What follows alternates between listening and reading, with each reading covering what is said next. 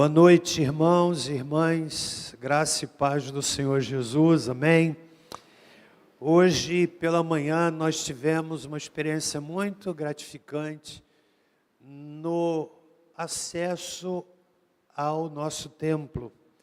Nós fomos recebidos pelas crianças e pelos adolescentes que oraram por nós, e foi uma experiência muito linda, não é? Ver uma criança orando por mim, pedindo que o Senhor me abençoasse. Quantos aqui puderam receber a oração de alguém? Levante a mão. Foi uma experiência linda, irmãos, muito gratificante.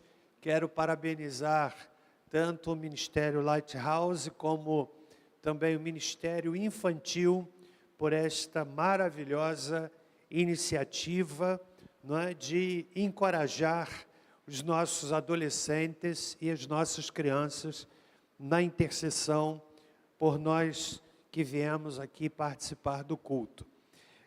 Foi um culto maravilhoso, celebramos a ceia do Senhor, a igreja bem concorrida, né? E alguns, talvez assustados com a chuva, deixaram de vir hoje à noite. Mas isso não interfere no culto ao Senhor, não é verdade? Então eu quero lhe encorajar a estar aqui com o seu coração aberto para louvarmos juntos ao Senhor. Vejo aqui Rodrigo, Ana Paula, sua filha, alegria vê-los aqui conosco, Deus abençoe, né? São irmãos muito queridos e outros mais que estão aqui e aqueles que nos assistem pela internet. Quero aproveitar, pedir a você que está acompanhando aí pelo canal do YouTube, você manifeste aí algum ok, algum joinha ou coisa do tipo, não é? E o nosso pessoal da produção vai se incumbir de alguma forma, fazer chegar a nós qualquer pedido que você, amigo visitante, tenha para fazer. Hoje pela manhã, veja como a capacidade da internet, não é? Meu genro e minha filha estavam saindo de Houston em direção à cidade onde moram e ela me mandou mensagem que acompanhou do carro o culto ali na América. Olha que coisa maravilhosa, né? Então a gente não tem ideia do alcance que o Evangelho pregado através das redes sociais pode fazer. Posto isto, irmãos meus, vamos abrir a palavra de Deus na segunda carta de Paulo aos Coríntios, no capítulo de número 5. Segunda aos Coríntios, capítulo 5, eu quero ler versículos de 10 ao capítulo 6, versículo de número 2. Você que vem aqui, eu não posso decepcioná-lo, não é? Porque eu acredito que, especialmente o visitante que vem à igreja, ele vem com algumas expectativas. Expectativa de que a gente vá cantar louvores, que agradem a Deus, que falem de Deus, mas também a expectativa de que você vá ouvir a palavra de Deus, né? Então eu quero dizer para você que está visitando, você que me ouve pela internet, para os membros da igreja, que o ponto alto do culto, o ponto top do culto, é o momento da pregação da palavra de Deus, né? Há um mistério quando a palavra de Deus é pregada. Nós, muitas vezes, reputamos ao orador a grandeza do culto, mas não é. Deus tem compromisso com a sua palavra, compromisso com a sua palavra, e onde quer que ela for pregada, ela não volta vazia.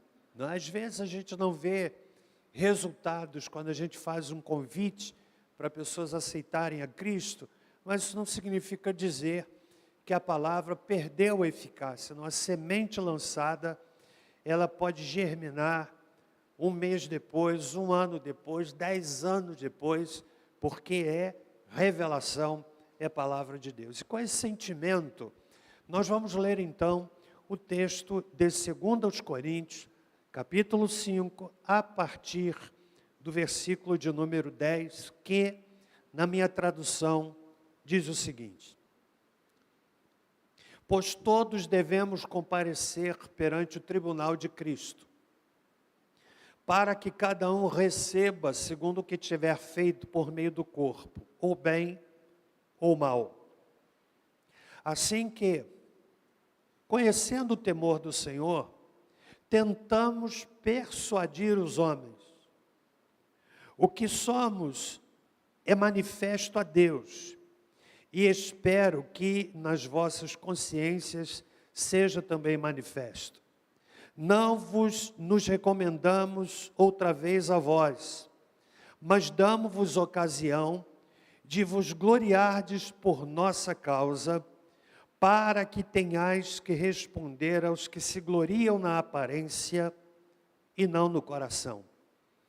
Se enlouquecemos, é para Deus. Se conservamos o juízo, é para vós. Pois o amor de Cristo nos constrange. Julgando nós isto, um morreu por todos, logo todos morreram.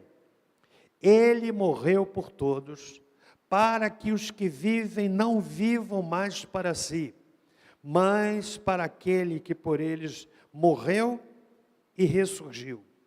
Assim que, daqui por diante, a ninguém conhecemos segundo a carne. Ainda que tenhamos conhecido a Cristo segundo a carne, contudo agora, já não o conhecemos deste modo. Portanto, se alguém está em Cristo, nova criatura é. As coisas velhas já passaram, tudo se fez novo. E tudo isto provém de Deus, que nos reconciliou consigo mesmo por Jesus Cristo, e nos deu o ministério da reconciliação. Isto é, Deus estava em Cristo reconciliando consigo o mundo, não imputando aos homens os seus pecados, e nos confiou a palavra da reconciliação. De sorte que somos embaixadores da parte de Cristo, como se Deus por nós rogasse. Rogamo-vos, pois, da parte de Cristo, que vos reconcilieis com Deus. Aquele que não conheceu pecado, ele o fez pecado por nós, para que nele fôssemos feitos justiça de Deus. E nós, cooperando com ele, também vos exortamos a que não recebais a graça de Deus em vão. Pois ele diz: ouvi-te em tempo aceitável, e socorri-te no dia da salvação. Digo-te, agora é o tempo aceitável, agora é o dia da salvação.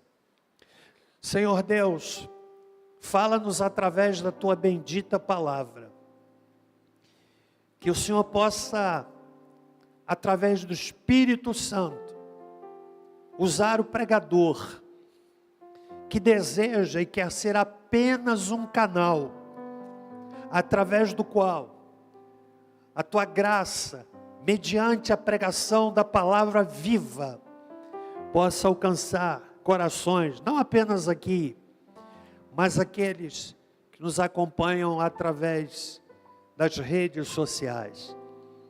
E nos comprometemos em dar a Ti toda honra, toda glória, todo louvor e toda adoração.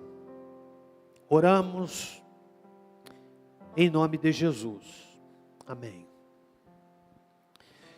Quem escreve o instrumento humano desta carta é o apóstolo Paulo. Eu acredito que a conversão de Paulo certamente foi a mais importante da história. Não importante no sentido de qualidade, porque a conversão mais importante do ponto de vista de qualidade é a sua, é a minha. Mas do ponto de vista de impacto na história, do ponto de vista de efeito na história, sem a menor sombra de dúvidas, a conversão de Paulo foi excepcional.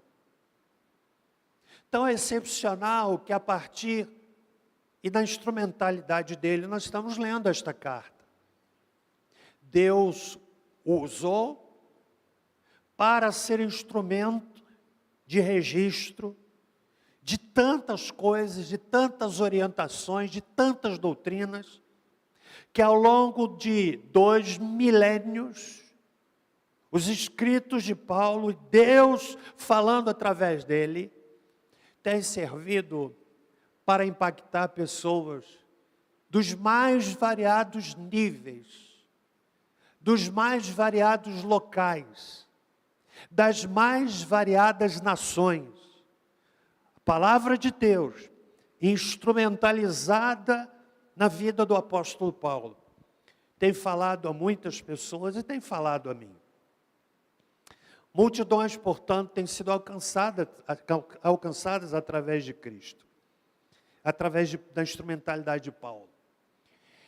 E vale dizer também, nesta introdução, que Paulo era um absoluto improvável. Improvável. Muitas vezes nós emprestamos potencial ao ser humano e medimos o alcance do Evangelho pelo suposto potencial que este ou aquele tem. Esta regra não se encaixa na vida de Paulo. Ele era um absoluto improvável. Primeiro porque era uma pessoa que não tinha uma aparência impressionante. Aliás, ele deixa isto bem claro no capítulo 10, que relata a impressão que Paulo registra que os crentes na cidade de Corinto tinham dele. Por exemplo, lá no capítulo de número 10 da segunda carta, Paulo diz assim, o que é que as pessoas diziam? Verso 10, pois as suas cartas são graves e fortes, mas a presença pessoal é fraca e a palavra desprezível. Paulo não era alguém que impressionava do ponto de vista físico. Não era o cara. Não era aquela pessoa que impressionava aos olhos. Porque a percepção da igreja de Corinto, que Paulo captou e registra aqui, é como se ele ouvisse o que é que as pessoas diziam dele. E diziam que as suas cartas eram graves e fortes, mas a presença pessoal era fraca. E a palavra desprezível. Deus usa pessoas improváveis. Isso é maravilhoso, porque traz esperança para qualquer pessoa. Você pode ser usado, tendo ou não facilidade de falar, sendo ou não eloquente, sendo ou não culto, Deus pode usar você. E é interessante que Ele escolhe as coisas loucas deste mundo para surpreender as sábias, para que a glória seja só dEle e de mais ninguém. Paulo foi um improvável. Você sabia que Paulo foi um homem perverso? Há pessoas que não gostam de crentes. Você conhece alguém? Você conhece alguém que zomba de crente? Você conhece alguém que fala mal de crente? Você conhece alguém que faz tudo para prejudicar um crente? Você conhece alguém que joga pedra nos crentes? Você conhece alguém que xinga os crentes? Você conhece alguém que humilha os crentes? Então eu vou lhe apresentar alguém que ultrapassava essas características. E é Paulo quem dá o seu próprio depoimento. Eu estou me estendendo nesta introdução para que ao lermos e estudarmos o que Paulo disse, nós o façamos com o embasamento do que ele era. e do que ele fez. Por exemplo, lá em Atos, capítulo 26, o apóstolo Paulo dá o testemunho pessoal dele. Ele diz assim no verso 10, Atos 26, 10. Foi exatamente assim que procedi em Jerusalém. Havendo eu recebido autorização dos chefes dos sacerdotes, atirei muitos santos aos cárceres. E quando eram sentenciados à pena de morte, eu sempre dava meu voto contra eles. Verso 11. Várias vezes corri de sinagoga em sinagoga com o objetivo de castigá-los e fazia de tudo para obrigá-los a blasfemar. Em minha fúria obstinada contra eles, atravessei terras estrangeiras para capturá-los. É Paulo dizendo o que ele fazia. Ele dava o seu aval para que cristãos fossem martirizados. Há 2 semanas atrás, ou semana passada, a gente estava aqui falando sobre a carta de Paulo à igreja de Esmirna, ou de Éfeso, na sequência de estudos que estamos fazendo das cartas do Apocalipse. Eu relatava aqui o que é que a história diz que acontecia no final do 1º século, com os cristãos. O livro do Apocalipse alcança o período imperial de Domiciano, Flávios Titus Domitianos. Governou do ano 81 ao ano 96, 15 anos. Que imperador perverso, chamado Novo Nero. Eu dizia aqui, são detalhes da história, são informações da história.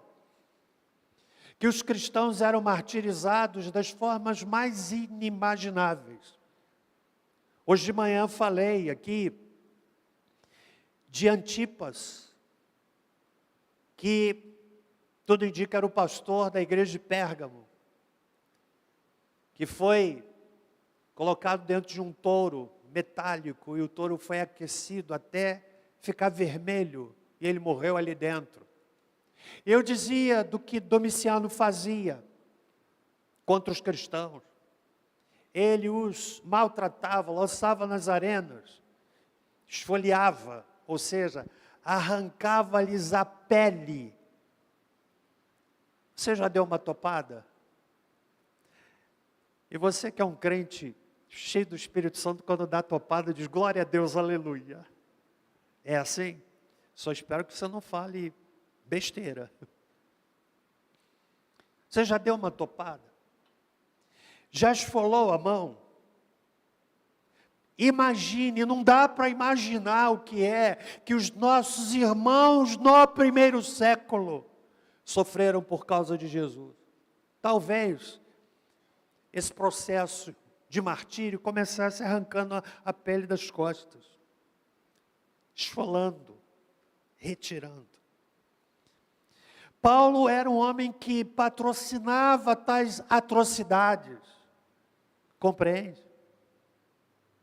Mais adiante, no livro de Gálatas, capítulo 1, versos 11, 12 e 13, é importante que você preste bem atenção para que nessas breves palavras você compreenda quem era o apóstolo Paulo.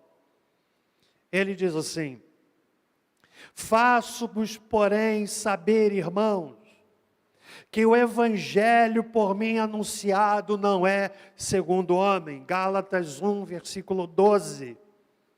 Porque eu não o recebi, nem o aprendi de homem algum, mas mediante revelação de Jesus Cristo. Ele dá o seu depoimento dizendo: porque ouvistes qual foi o meu proceder outrora no judaísmo, como sobremaneira perseguia eu a igreja de Deus e a devastava. Esse homem mau, que deixa para trás aquele que zomba dos crentes, que humilha, que discrimina, deixa para trás. Ele era mau, maltratava. Mas um dia, Paulo foi confrontado pelo Senhor Jesus e se tornou uma nova criatura. Quero que você entenda que conversão é um milagre na vida de uma pessoa. Há pessoas que têm medo de vir a uma igreja evangélica porque pensam, se eu entrar lá eu vou ser convertido. Não acontece assim. Não é por contato. Não é porque alguém pôs a mão sobre você. É uma ação do Espírito Santo de dentro para fora. Que trabalha na mente da pessoa, que a confronta. Que a faz compreender a sua condição de pecador, de pecadora. Não é porque alguém falou, não é porque alguém está dizendo, mas é o Espírito Santo que começa esse trabalho de dentro para fora. E a pessoa se torna uma nova criatura. Portanto, você que está aqui nessa noite, talvez alguém que já conhece o suficiente, mas tem preferido andar nos seus próprios caminhos, que certamente levam a lugar algum. Eu quero dizer que Deus pode tocar a sua vida nessa noite. É um mistério. É um mistério. Não há explicação. Não há primeiro passo, não há segundo passo, não há receita. O Espírito Santo vai agindo, vai desmontando preconceitos, vai desconstruindo convicções equivocadas, até que a pessoa se renda a Cristo. E é esse Paulo que escreve esta carta. E depois desta não pequena introdução, nós vamos ao texto. Como sempre o fazemos, pausa para aquela pergunta. Qual é a pergunta? Estão comigo até aqui? Amém? O texto é altamente inspirador. Mostra com clareza a compreensão que o apóstolo Paulo tinha do Evangelho e da sua missão como pregador. O apóstolo Paulo escreve para a igreja de Corinto e apresenta o propósito de Deus para com o ser humano. E eu quero então extrair algumas verdades desse texto. Primeira delas, o texto nos ensina que a eternidade a ser enfrentada é uma realidade. No verso 10 diz assim: todos devemos comparecer perante o tribunal de Cristo. A pessoa não é obrigada a crer nisto. Há pessoas que não creem na Bíblia. Ela tem liberdade para fazer isso. Mas eu preciso dizer que o que o indivíduo crê ou não altera a verdade, mas interfere na sua realidade diante da eternidade. Todos nós haveremos de comparecer perante o tribunal de Cristo. Quando eu tenho oportunidade de pregar em um sepultamento, e semana retrasada, semana passada eu acho, foram 2, num só dia. 2 irmãos queridos da nossa comunidade. E eu não me furto em dizer em bom e alto som que estar diante de um corpo sem vida é uma experiência didática incomparável. Sabe por quê? Porque morre o rico, morre o pobre, morre o católico, morre o evangélico, morre o espírita, morre o ateu, morre o homem culto, morre o homem analfabeto, brasileiro, chinês, francês, americano, indiano, gente de todas as idades, de todas as localidades, todos nós podemos ter uma vida que nos diferencie do ponto de vista econômico, oportunidades. Há pessoas que nascem num berço que lhes oferece uma oportunidade tremenda. Há outros que nascem num berço sem oportunidade. De crianças que nascem em uma família e cobertas com todo luxo, com todo cuidado, com as melhores roupas, com os melhores presentes. Mas há aquelas crianças que nascem em famílias paupérrimas, 4, 5 anos, são obrigadas a ir para a rua, trabalhar, quando não, tristemente, serem usadas sexualmente, abusadas sexualmente, porque não nasceram num berço que lhes favorecesse. Podemos nos diferenciar nessa dimensão que vai do berço à sepultura, mas a verdade é que todos nós nos igualamos no dia da morte. Sim ou não? Quem aqui pode dizer assim, pastor, comigo não. Eu não vou morrer. Tem alguém que pode dizer isso? Aliás, vale pensar que os homens mais poderosos que pisaram nesta terra, reis, imperadores, autoridades, todos eles sucumbiram diante do inevitável, que é a morte. Paulo está dizendo, todos nós vamos comparecer perante o tribunal. Você está preparado? Essa que é a grande questão. Você está preparado? Como diz aquele hino do nosso cantor, ao findar o labor desta vida, quando a morte ao teu lado chegar, que destino há de ter a tua alma? Qual será no futuro o teu lar? Meu amigo, hoje tu tens a escolha, vida ou morte, qual vais aceitar? Amanhã pode ser muito tarde. Hoje, Cristo te quer libertar. Isso é muito sério.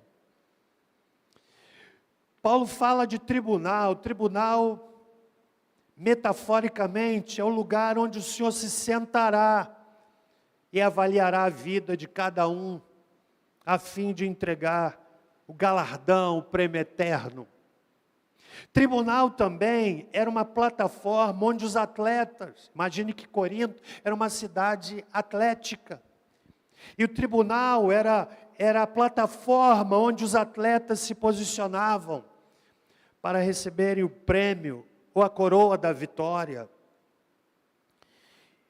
E Paulo está dizendo aqui, haveremos de comparecer perante o tribunal. Você pode viver a vida do jeito que você quiser, mas ninguém escapa dessa verdade. Compreende? Indo mais adiante, Paulo está pregando, falando do seu ministério, ele fala então do que o impulsionava a obra missionária.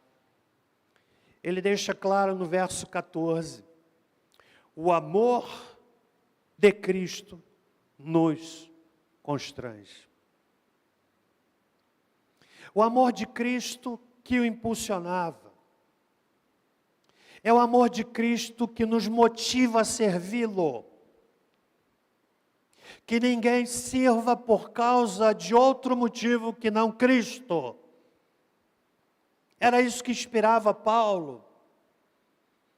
Quem experimenta o amor de Cristo em sua vida, tem a disposição renovada de avançar, proclamando a bendita mensagem do Evangelho. O amor nos leva a fazer o inimaginável. Paulo está dizendo, é o amor de Cristo que me constrange. O amor que ele experimentou em sendo tão perverso, ter sido perdoado por Jesus. Paulo era um homem que tinha um profundo sentimento de gratidão. De gratidão.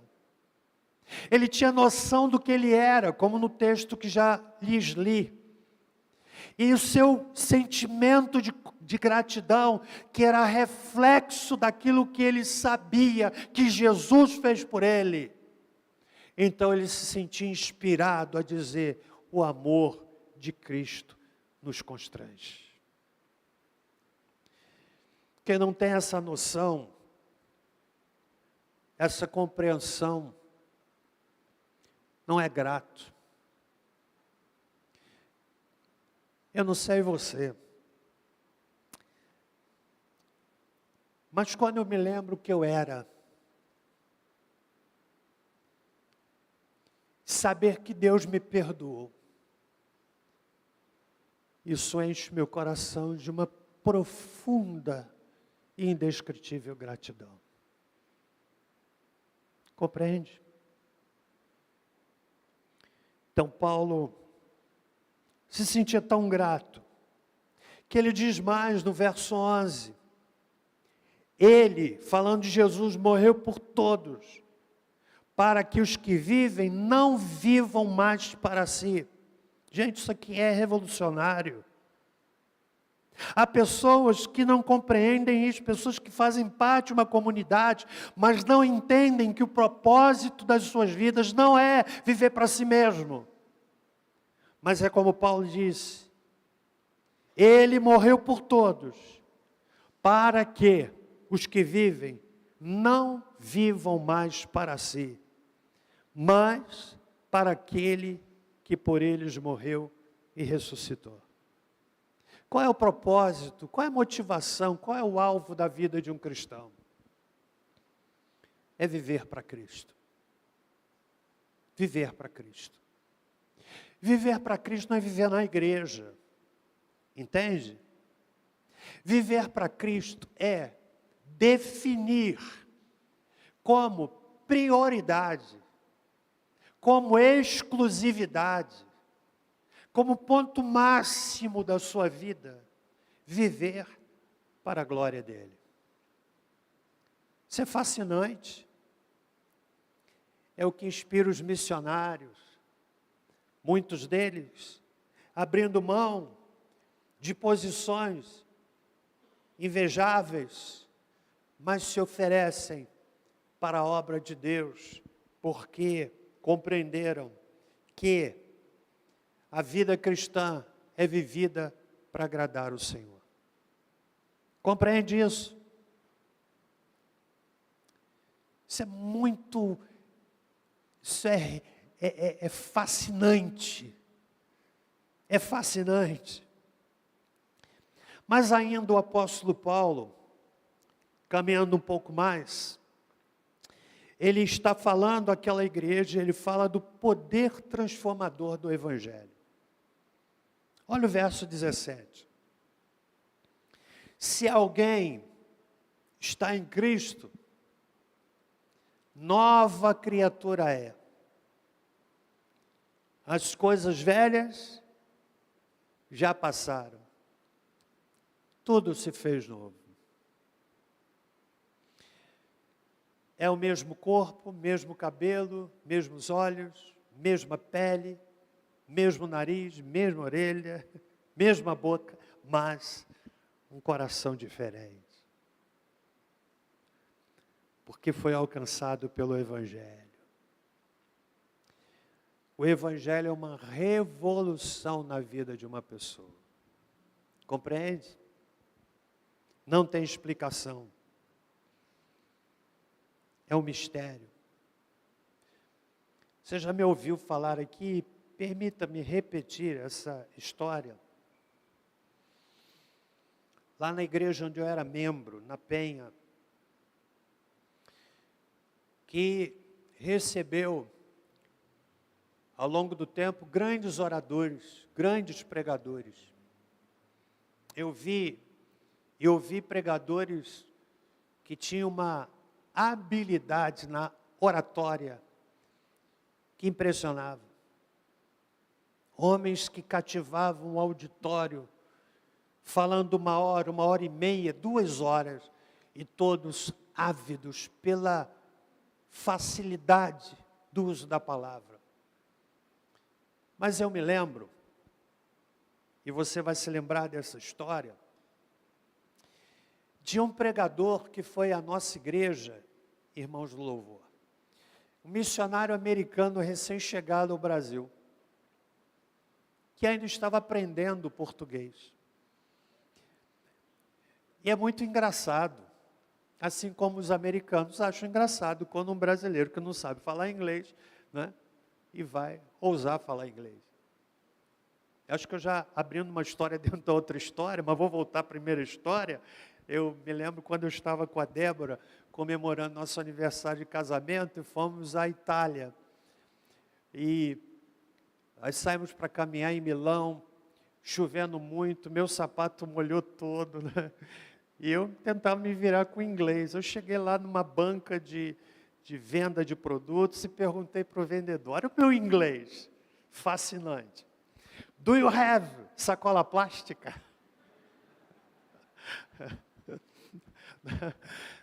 Eu sei que eu me fiz entender e ele me deu a sacola plástica. Mas esse missionário americano que não dominava bem o português,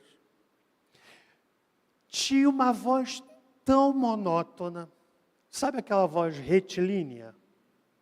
Porque, meus irmãos, Deus amou o mundo de tal maneira e você é pecador e precisa aceitar Jesus Cristo. Uma voz chata, monótona, sermão todo lido e mal lido. Eu era crente relativamente novo. Você sabe que nessa hora tem sempre um crente que olha para o outro, né? Faz assim, daquele bocejo, né? Às vezes alguns dão assim um bocejo tão grande que se a gente não segurar no púlpito, está engolido. Eu olhei para o lado, tinha um dormindo, outro cochilando, outro concordando, né? Concordando. Mas olha o mistério. Eu estava lá e vi, gente. Eu vi quando um homem que era classificado como amigo do Evangelho. Sabe aquele amigo do Evangelho que gosta dos crentes? Gosta da igreja? Aqui em Barra tem muito isso. Eu gosto da igreja batista. Eu gosto daquela igreja. Eu gosto disso. São amigos do Evangelho. E aquele homem levava todo domingo a sua esposa para o ensaio do coro. Naquela época, tinha o ensaio do coro 16 horas, depois tinha união de treinamento, depois tinha o evangelismo, depois tinha o culto. Ou seja, a pessoa ia para a igreja às 4 horas e voltava às 9h30, com uma alegria. E eu me lembro daquele homem, muito bem trajado, ele era elegante, calça social, levava a esposa, e na hora do culto, sabe o que ele fazia? Ficava do lado de fora, só conversando. Você sabe que tem aquele membro da igreja que gosta de ficar do lado de fora. Lá na Penha tinha, aqui eu acho que não tem muito não. Mas naquele dia, olha o mistério. Aquele pregador, missionário, falando mal português, pastor Sérgio, mal falado, sermão lido, mal lido, ele gaguejava e ele leu todo o sermão. Terminado o sermão, o pastor da igreja apenas disse assim, será que tem alguém aqui que quer aceitar Cristo?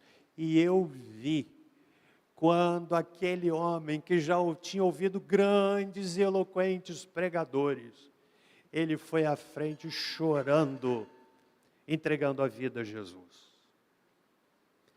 Não tem explicação. Estou pregando aqui e é um mistério.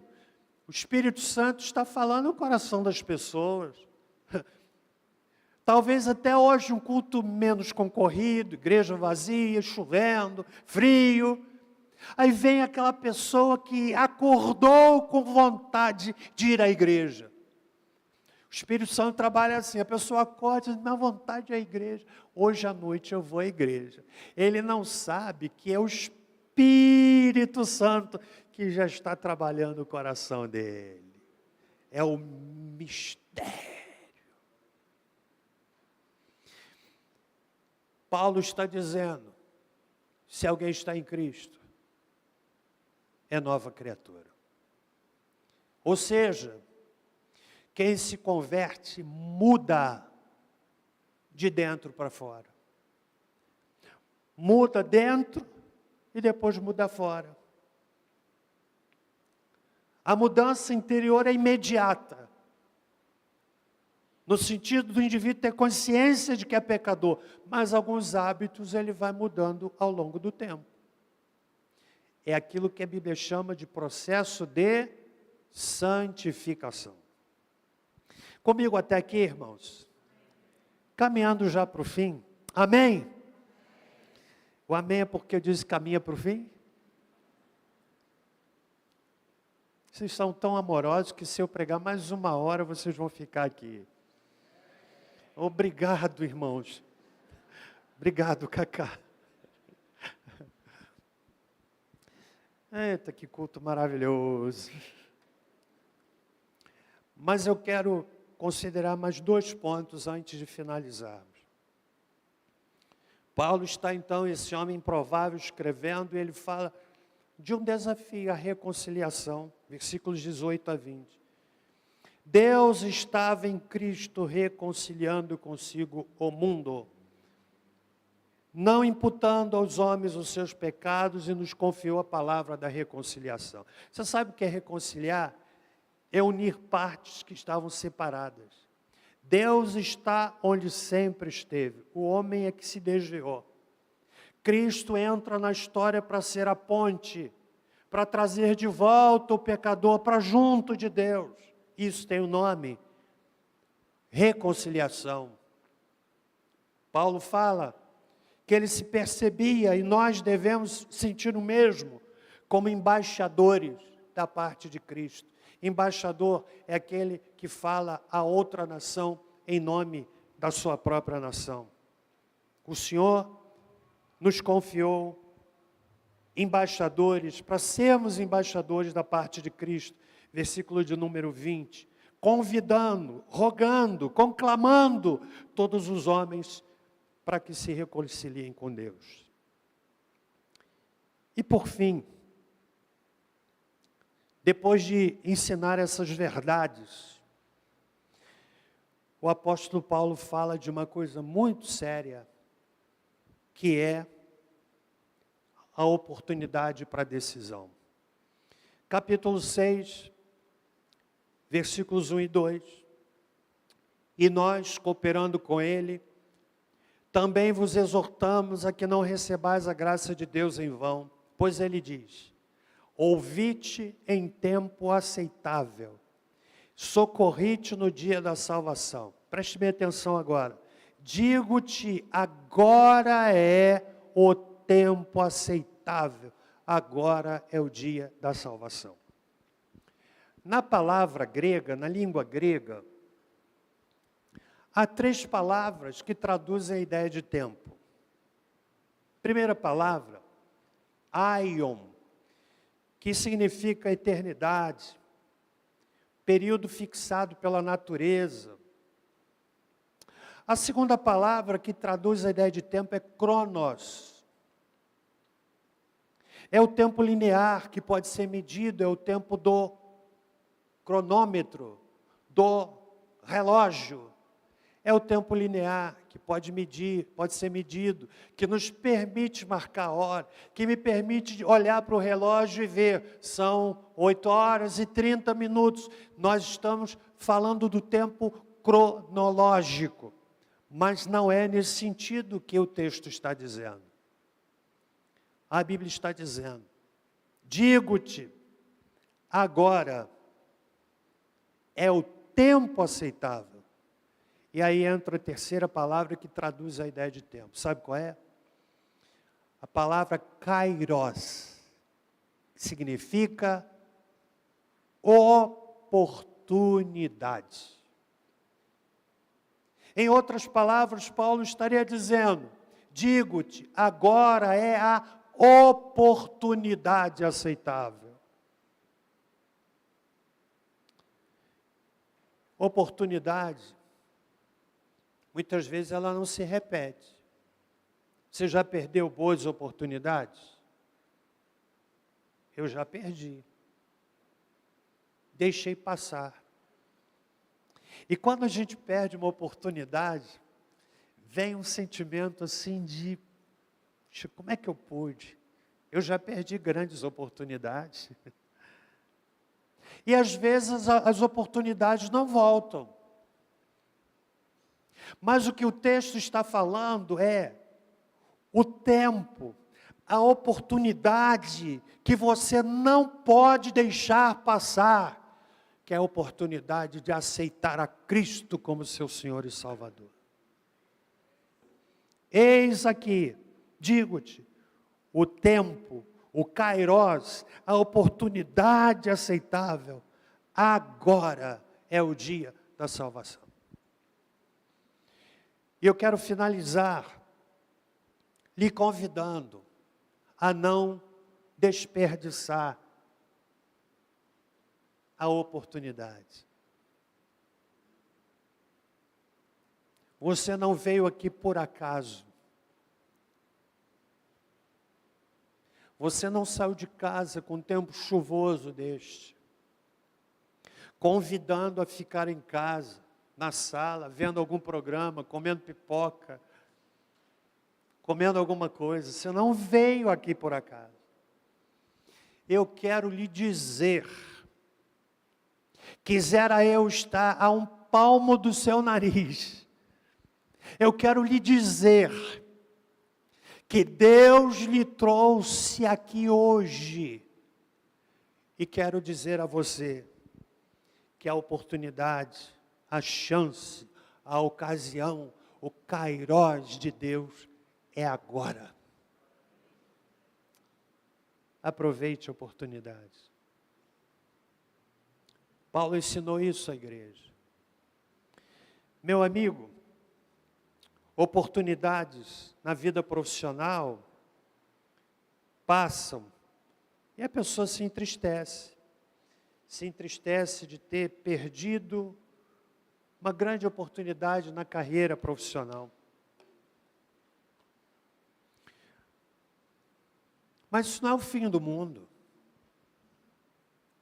Oportunidade na vida sentimental, Deus colocou muitas vezes na vida do camarada, lá na juventude, uma mulher de Deus, ou um homem de Deus, mas ele desprezou. E fica pensando, puxa, eu devia ter aproveitado. Mas não é o fim do mundo, não é verdade?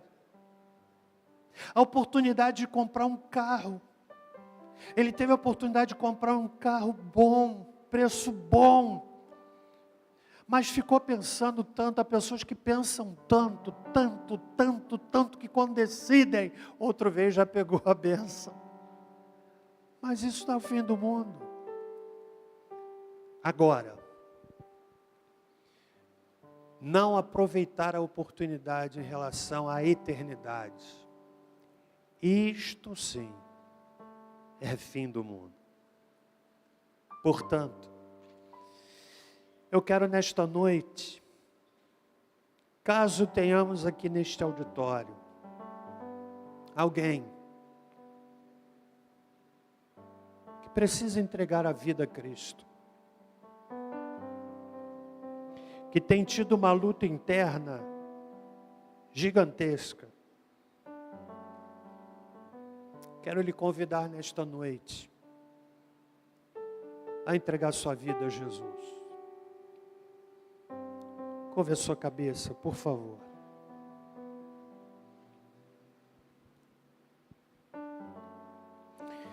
Senhor Deus, querido Pai,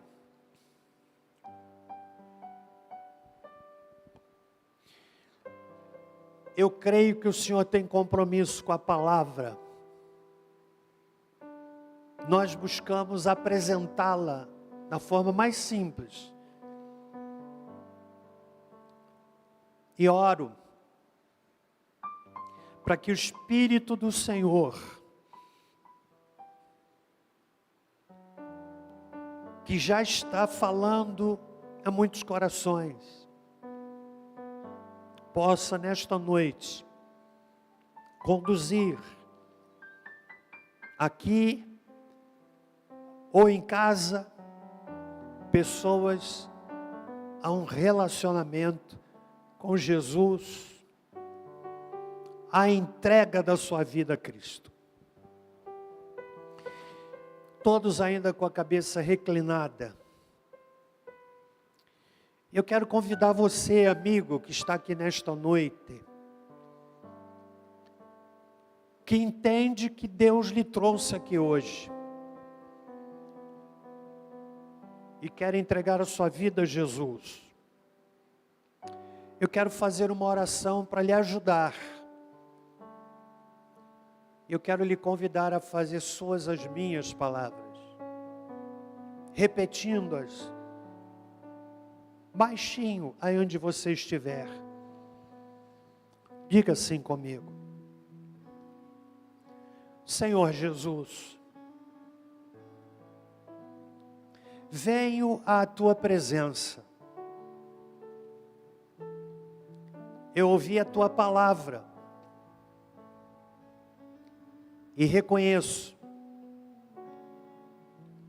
que preciso do Senhor. Diga ainda comigo: Senhor Jesus, o Senhor sabe das lutas internas que tenho vivido. Mas nesta hora, de forma corajosa e sincera, eu quero aproveitar a oportunidade de salvação. Diga ainda: Senhor Jesus, eu quero entregar o meu coração ao Senhor. Senhor Jesus, perdoa os meus pecados e me ajuda a viver de modo a agradar o Senhor. Senhor Jesus, hoje é o dia da minha decisão. Continue com a sua cabeça reclinada. Você orou comigo? Você quer entregar a sua vida a Cristo? Eu quero orar por você. Se você orou comigo, eu quero lhe identificar e orar por você. Eu quero lhe convidar a levantar uma de suas mãos onde você estiver.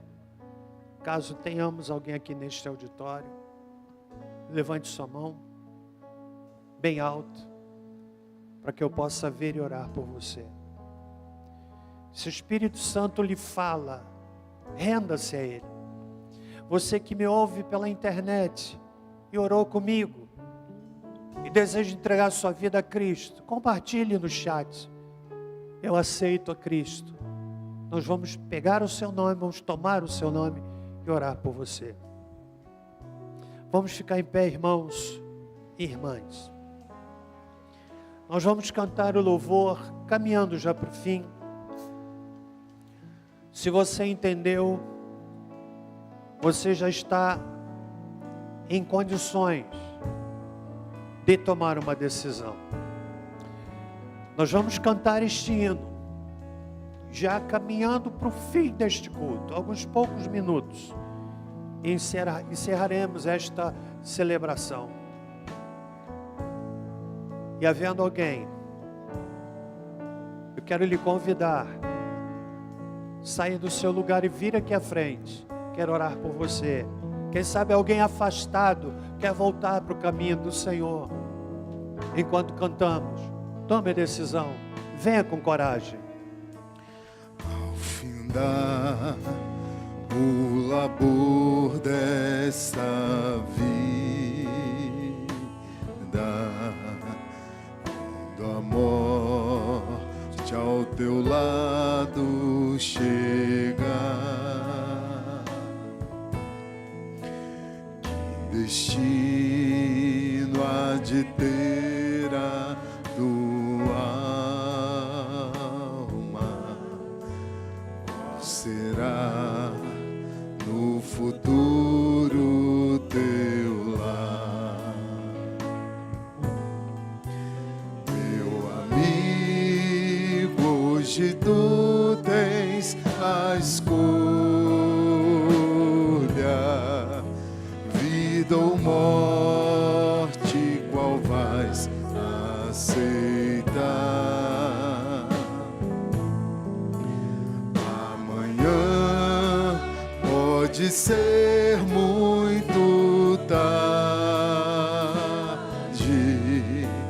Hoje Cristo te quer libertar. Quantos aqui entenderam o que foi explicado nesta noite? Você entendeu? Ninguém pode ser forçado. Nós vamos cantar um pouco mais este hino. Se houver alguém que deseja entregar a vida a Jesus, se afastou, quer voltar, nós queremos orar por você. E enquanto cantamos, saia e venha, em nome de Jesus. Procuras a paz neste mundo, em prazeres que passam em vão,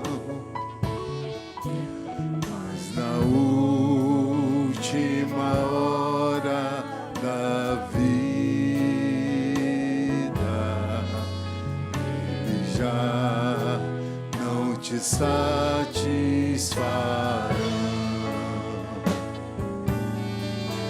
Meu amigo, hoje tu tens a escolha,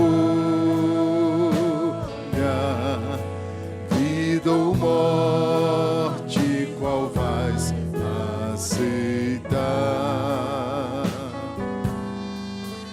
Amanhã pode ser muito tarde.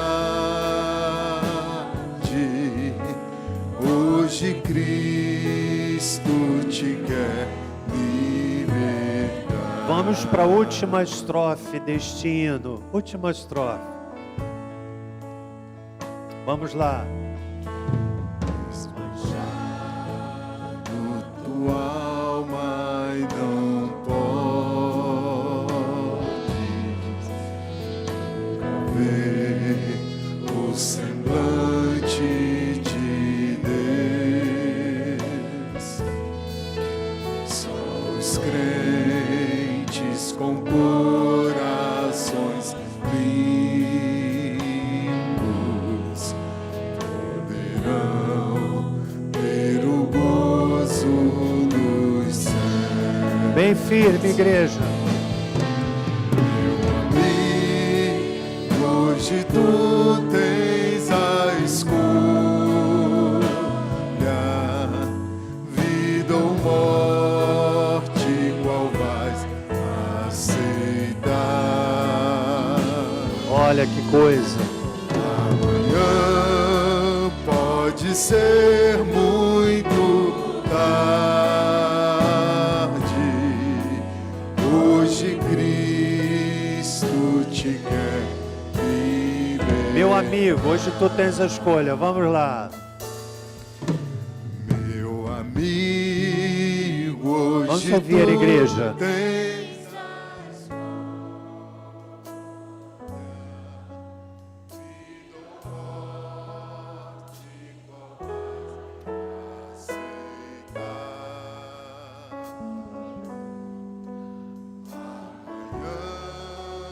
pode ser muito tarde.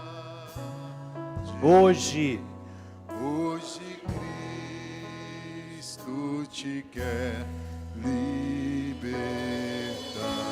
glória a Deus. Amém. Amém. Pastor Sérgio, vem cá, irmão, para você orar. Esse irmão é missionário, está lá em Bacaxeri, não é isso?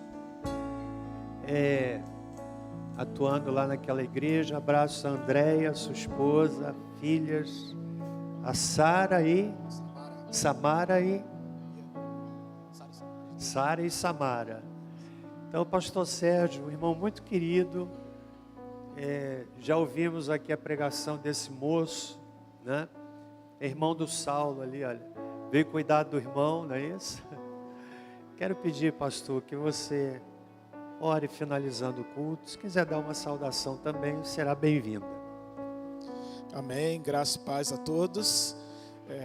Eu só queria reafirmar o que nós ouvimos nessa noite, lembrando que o pastor acabou de ministrar através do que o Senhor falou no coração dele, juntamente com esse hino, me fez lembrar a minha conversão, que foi através ouvindo esse hino. Então, você que está aqui, você que ouviu pela internet, aproveite a oportunidade, o quanto Deus tem dado para a gente tomar um passo em direção a Ele. E eu digo que, sentado no banco, ali no meio, a minha vida foi transformada quando eu vi o chamado do Senhor. Então, não perca a oportunidade. Vamos orar? Senhor Deus, nessa noite queremos agradecer o Senhor. Agradecer por poder cantar louvores no Teu nome. Agradecer o Senhor por ter a liberdade, ó Deus, de poder abrir a nossa Bíblia e ouvir o Senhor falar. Queremos agradecer o Senhor por usar a vida do pastor Celso para falar aos nossos corações. E Espírito Santo de Deus, pedimos ao Senhor que continue falando ao nosso coração. Que no decorrer dessa noite, desse dia, no decorrer da semana, ó Deus, o que ouvimos aqui hoje, ó Deus, possa fazer a diferença em nossas vidas. Que possamos, aonde estiver, ó Deus, falar, viver o Teu nome, o Teu reino, ó Deus. E assim ver família, amigos, se rendendo aos pés de Jesus. Para quando o Senhor, ó Deus, voltar, buscar a Tua amada igreja, nós possamos estar com aqueles que nós amamos, ó Deus. Então nos usa, ó Deus, nos usa. E não deixe com que a Tua palavra, que foi semeada em nossos corações, se perca. E que a graça salvadora do Senhor Jesus, juntamente com o amor de Deus, possa estar conosco durante essa semana, durante esse dia, para todos sempre. Amém. Amém. Glória a Deus. Uma boa noite para todos. Vão em paz. Deus abençoe. Deus é bom, igreja. Não, vamos falar mais forte. Deus é bom, igreja. Deus abençoe. Vamos em paz.